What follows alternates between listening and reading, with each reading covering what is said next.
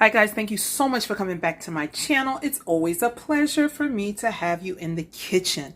Now, you've seen the last video on how I marinated and how I cleaned my fish. And now you're going to see how I made this. I fried my fish. This is fried fish. I also made a second recipe, and this is the fish and sauce. I only used one of the heads to make the sauce, but if you want to see how I did it, let's get into the kitchen and let's get to it. Again, thank you so much for coming by. Like, comment, and subscribe. It's your girl, Emmy. Bye, guys.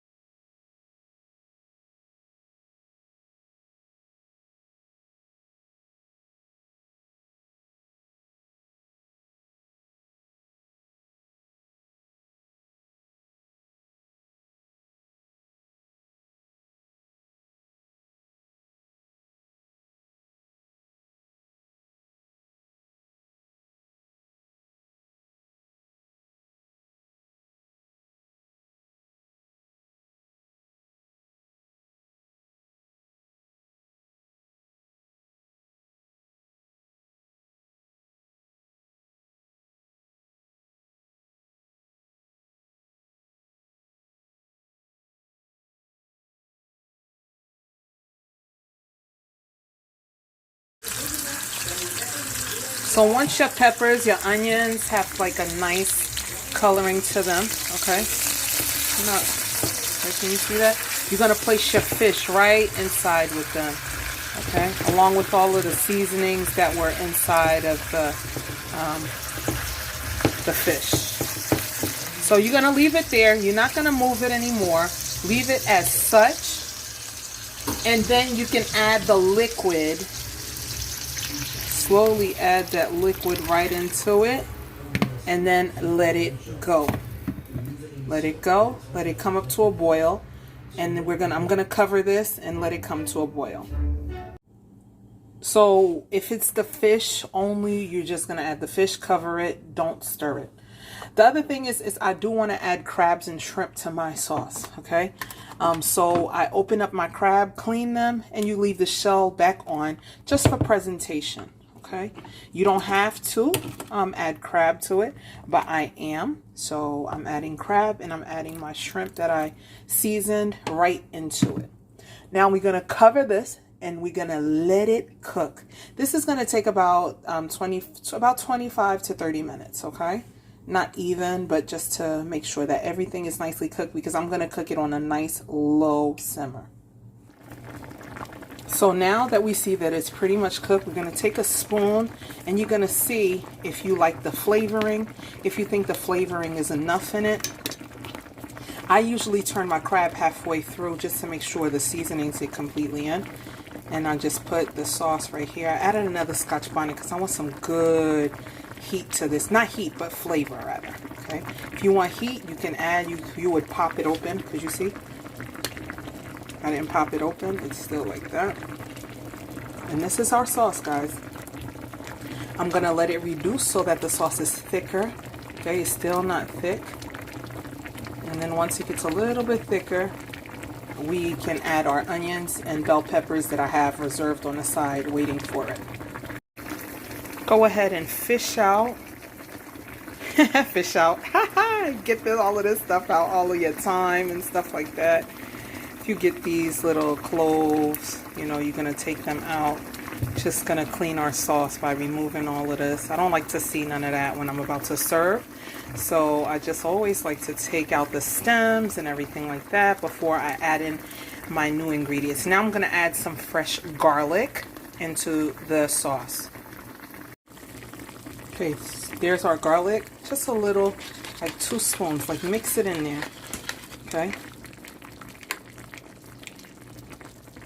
Yeah, I still have some more of that stuff I'm gonna just scoop out. Let it cook a little bit more before we add our onions. I'm still gonna fish all of this stuff out, okay?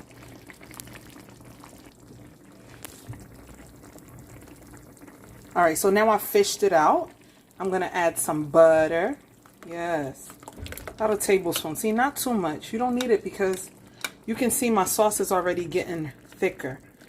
Okay, Beautiful. Oh, the sauce is beautiful. It's rich. It's delicious. Oh, man. It has a nice little kick to it, which I like. I like a little kick to my fish. It gives good flavor. So now that I've added my butter, it's going to be melting. But I also want to finish off my sauce with a nice flavor. Again, remember, I always tell you guys to rebuild, rebuild, rebuild. So now I'm bringing the temperature up. I don't want my sauce to be finished off too much, but I'm going to add my bell peppers because I don't want them to, I want them to still have a nice crunch, and I want the beautiful colors to stay on it, okay? And then I'm going to add my onions. Now, onions, you can cut it half and then half again, okay? Slice, sorry, and then half. Or some people may choose to cut it along the grain of the onion, okay? So you can do that as well. It's up to you.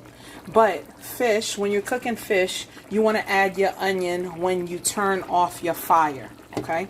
That's the whole secret of when you're cutting your onions, and when you're adding it to your sauces. You have to add it. So now I mixed it all in there. I'm going to put my onion, but part of my mise en place was to cut my vegetables, all of my my veggies and things like that. And so, of course, I cut my onions last, my bell peppers first. So my bell peppers are all the way on the bottom, which isn't a problem. So, I want a nice, beautiful, rich sauce. At this point, you guys, I'm turning off my flame. And remember, there's carryover cooking, which means that although I turn this off, guess what? It's still cooking.